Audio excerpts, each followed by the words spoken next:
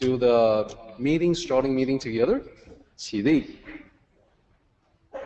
面向佛场，参加先鞠躬、一鞠躬，再鞠躬，三鞠躬，参加各位点传是一鞠躬，开班一鞠躬，请坐下。Please be seated.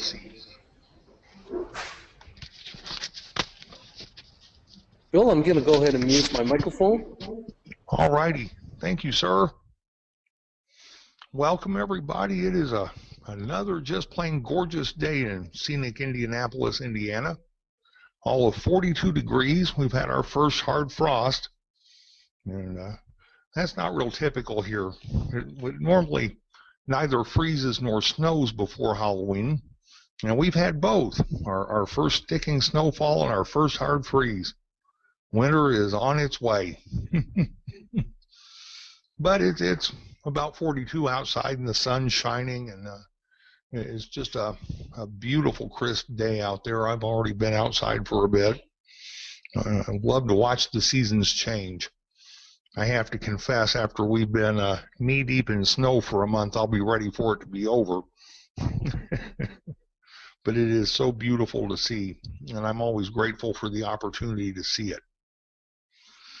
The title for today's presentation is Anger Management, which is, well, perhaps not entirely precise, but it is a somewhat attention-getting title. Now, what we're going to look at is one of the stories from Chuang Tzu. It's called Great and Small. I ran across this while I was trying to think about how to present handling extreme emotional situations, and those situations where we tend to become unsettled and agitated. And heaven knows life has enough of those situations that perhaps understanding a little better how to deal with them might be helpful. This is a long presentation, so it'll probably take a couple of weeks to get through it, but I think it's well worth the investment of time. The story from Chuang Tzu starts out, great knowledge is broad and encompassing. Small knowledge is detailed and meticulous. Great talk is powerful and forceful. Small talk is endless and argumentative. And so for the sake of thinking about this first section, I posed the question, what is either great or small in this context? What is it that Chuang Tzu is talking about? Just something to think about. It goes on to say, in their sleeping hours, their spirits are restless. In their waking hours, their bodies are agitated. When they deal with others, they get entangled. The entire day, they plot and scheme. To which the natural question is, why? Some speak deliberately. Some set traps with words. Some are secretive. Small fears make them apprehensive. Great fears make them panic. When they speak, their words are like arrows shot out, seeking others' weak spots to cause damage. When they keep quiet, it is as if they have sworn an oath, looking for opportunities to achieve victory. Who is it that we're achieving victory over? Or what? When they fail, it's like autumn or winter. We can say that they decline day after day. When they are trapped in this situation, they cannot return to their true nature. When they are obstructed, as if bound, we can say that they wither and shrivel. The heart that is nearing death cannot regain life and vitality. And thinking about this particular section, what came to my mind is, how does a spirit become so doggone desolate? What happens to a person that causes that to occur? Joy, anger, sadness, happiness, worry, regret, change, horror, impetuous, undisciplined, unruly, and pretentious, like sound coming out of holes or fungus growing out of humidity. Day and night they clash before us, yet they do not know the root cause. The root cause of what? And why is it important to understand that root cause? Enough, Chuang Tzu says. Once they understand this, will they then comprehend the principle of life? Without it, I cannot exist. Without me, there is no one to appreciate it. Therefore, I am close to it, but I do not know what governs it. There must be a supreme ruler, but I cannot discern any trace of it. I can believe it exists from its actions, but I cannot see its shape. It has existence, but no physical form.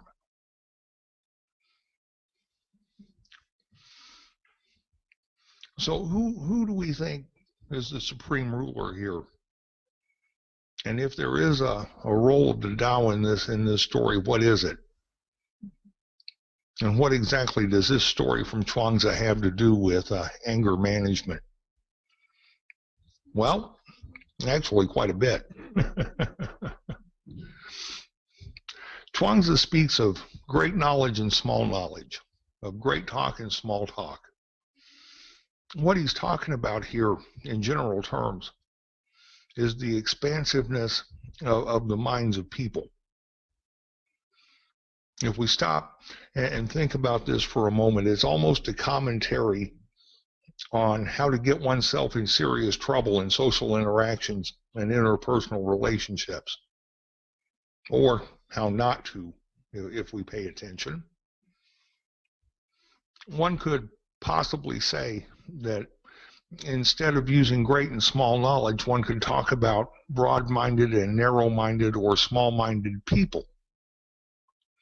Those who tend to be narrow-minded or small-minded tend to focus on the minutiae of conversation, looking for points with which they can argue and find contention.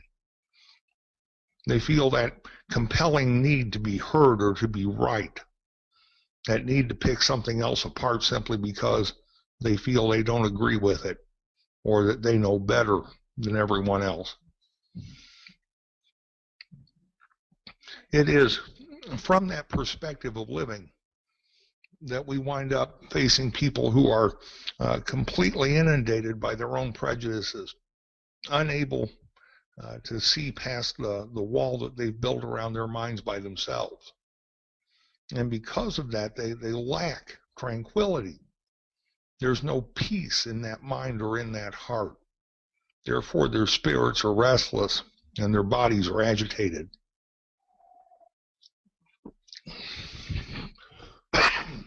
Pardon. I'd like to encourage you for just a moment to think about the last time you got into an argument with somebody of anything of even relative importance. What happens when we do that? Well, first of all, our minds start running around in little tiny tight circles, trying to defend a position or persuade the other person that we're actually right, whether we are or not. And the very act of becoming embroiled in an argument with another person or some kind of verbal fight or sparring match is that it introduces into our anatomy the very same stress that we feel when we're trying to solve a difficult problem. It's almost a fight or flight response in terms of our interaction with the other person or people or whoever. And because of that, the body becomes agitated. The blood pressure is elevated. The heart rate goes up. The breathing becomes more shallow. And as that happens, we begin to suffer the effects of that stress. And the other thing that comes out of this that's really, really very important, very profound, is the power of our words and our thoughts. Our words have the ability to inflict tremendous damage or bring relief from stress and tension and to lift people up. Even if we're not in agreement with the person we're speaking with, it's not necessary for us to tear them to the ground. It is entirely possible to disagree with another person while allowing them to maintain their opinion without sacrificing our own. We simply don't have to respond in an argumentative and combative way. Likewise, the power of our own thoughts, the power of our minds in those situations is tremendous. It is our thoughts, our perception of the world, our beliefs about whatever's going on in that moment that lead to the arguments and debates and what have you, the conflicts. And it's important because until we understand that, we typically lack the ability to choose how we're going to respond to another person. But once we understand it, then we're able to rein in the thoughts, the ego, that need to be right, pride, if you will, and respond in a way that at least is not inflammatory or argumentative. One of the best examples of that I have ever seen in my life was something that Master William did several years ago that I had the occasion to simply observe. There was someone visiting the temple who was involved in expounding at some length their particular views on something. And they went on and on and on, and Master William sat there and listened politely. And I could tell enough that what was being said was not entirely accurate. And yet when the person got done with their diatribe, Master William simply looked at him and said, "You're absolutely right." And with that, he got up and walked away. And both people were left at the end of that situation feeling unharmed. And the person who was speaking with Master William had absolutely nowhere to go to continue that debate. Master William took the debate away from him. and that struck me as being so cool. So very much like I've known Master William to be over the years, that all I could do was kind of smile to myself and realize that that's how it's done. That's how somebody who really knows the Tao teachings handles those kinds of combative and argumentative and preaching situations. It is equally as true that had Master William wanted to, he could have torn that guy apart with his knowledge and understanding of the teachings and his wisdom about how to apply them. He made a conscious choice not to do that. And that was probably one of the finest examples I've ever seen of somebody choosing not to get sucked into a problem. I have thought and meditated upon that point over and over and over again over the years, as I've learned to try to do the same sorts of things. The other one that I saw involved Derek and myself at one time. Without going into the whole story, I felt that I had presented myself in a not altogether professional manner. And at the time that occurred, I was too doggone ignorant to know it. And so I went back to him later on when I finally understood that and apologized. And what Derek said to me was that there was nothing to forgive. The reason I think that he said that is because the true self, the Buddha nature, that part of us that transcends our ability to describe and name, is completely beyond the power of our words, the power of being injured physically, beyond being slighted or brought down. It exists at a level that most of us cannot reach. But it's a level that we should all be aspiring to reach.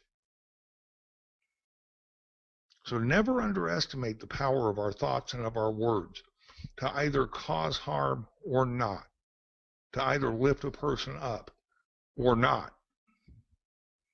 And the fact that we can choose which of those things that we do.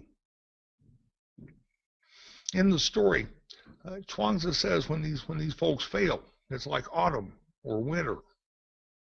and that they cannot return to their true nature as a result of the withering away of the heart.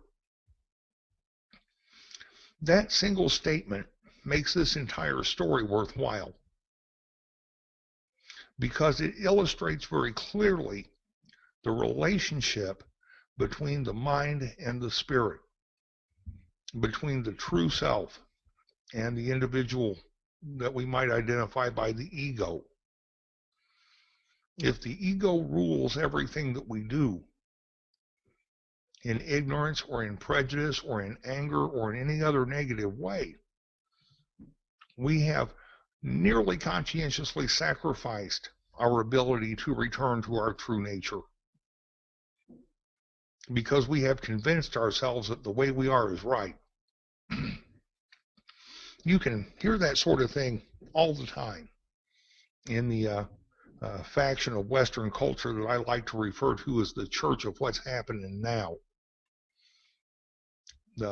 Those who believe that following the Tao means not having to do anything, not having to improve anything, not having to work at anything. Absolutely not the truth. And that philosophy is a tremendous hindrance to returning to the true nature. Chuang Tzu likens that to the seasons of autumn and winter. Well, what happens in autumn and winter? Things get cold. The leaves fall off the tree. Animals that hibernate go into hibernation. Those who don't start to prepare to winter over. And the winters are hard because there's not an abundance of food and resources available. So to couch a description of one's spirit and mind in that context is to paint a picture of a very bleak existence indeed. And it's unnecessary, as long as we learn to choose wisely.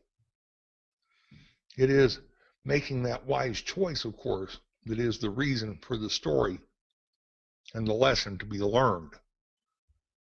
He also talks about the small-minded, the narrow-minded being trapped or obstructed as if bound. That I find extremely interesting. And we all know people who fall into this category, and if we stop to think about it for a moment, bound is kind of where they are. They're bound by what they can bring themselves to accept or believe or at least talk about. And all we have to do is turn on the news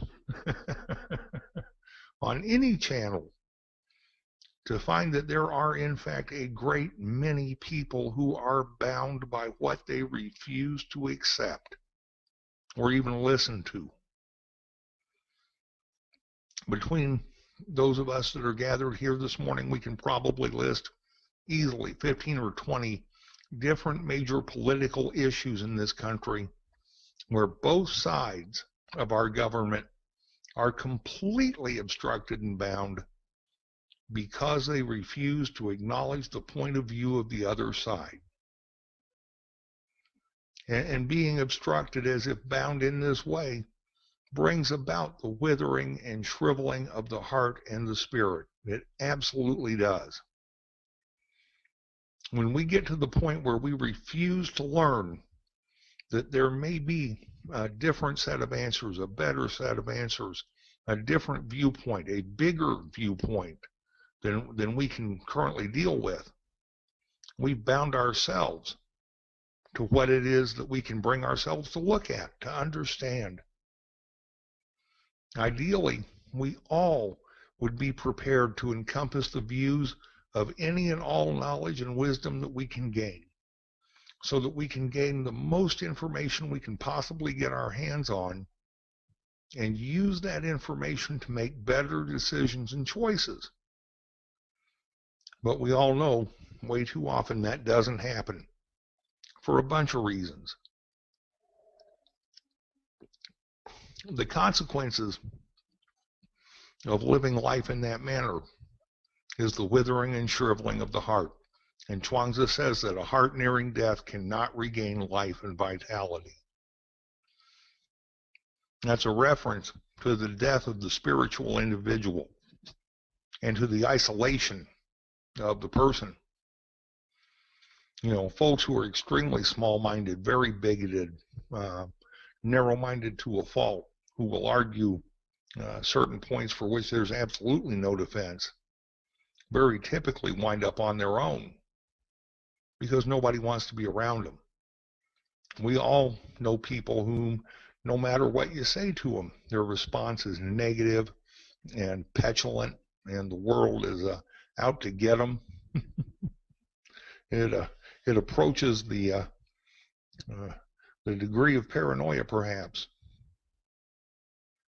But folks who are like that continually tend to lose a lot of friends in a hurry, because nobody enjoys being near that kind of negativity all the time.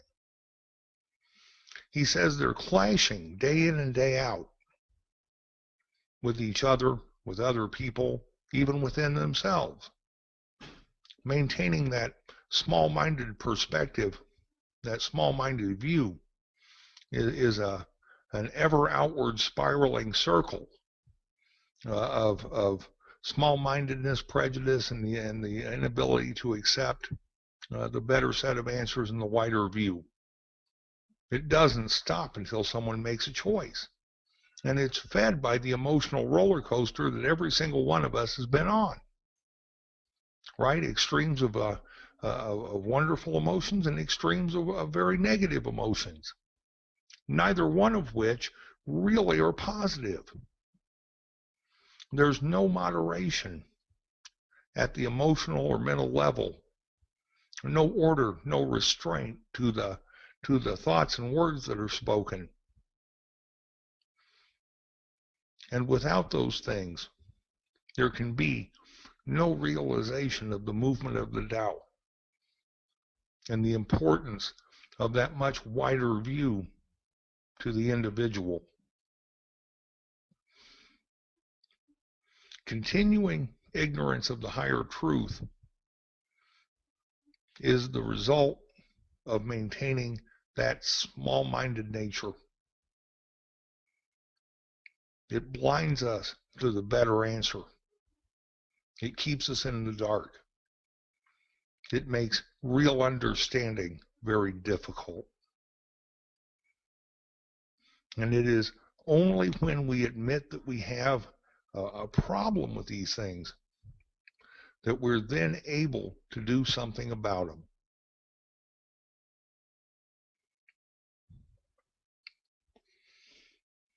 Chuang Tzu speaks of the principle of life. And that just caused a whirlwind of questions in my mind. I like Chuang Tzu to begin with. He's actually a pretty funny guy, if one can get their hands on an accurate translation of what he said. But this principle of life he speaks of is something that, in reading this story, I'm thinking everybody's going to want to know. What is it and how does it work? Why is it so special that Chuang Tzu says he cannot live without it? Well, gee, perhaps the principle of life in this context is that it is extremely wise to adopt the wider view, to encompass all knowledge and all wisdom as worthy of gaining and using. And maybe the importance of doing that from the perspective of Chuang Tzu is that it's so important that he can't exist without it, because of what it does to benefit his relationships with other people and to help him achieve and maintain his tranquility, his peace of mind.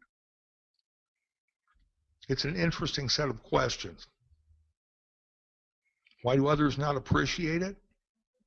Well, could it be that other people are simply ignorant of it, that they haven't yet learned it, and having learned it, perhaps having mastered it?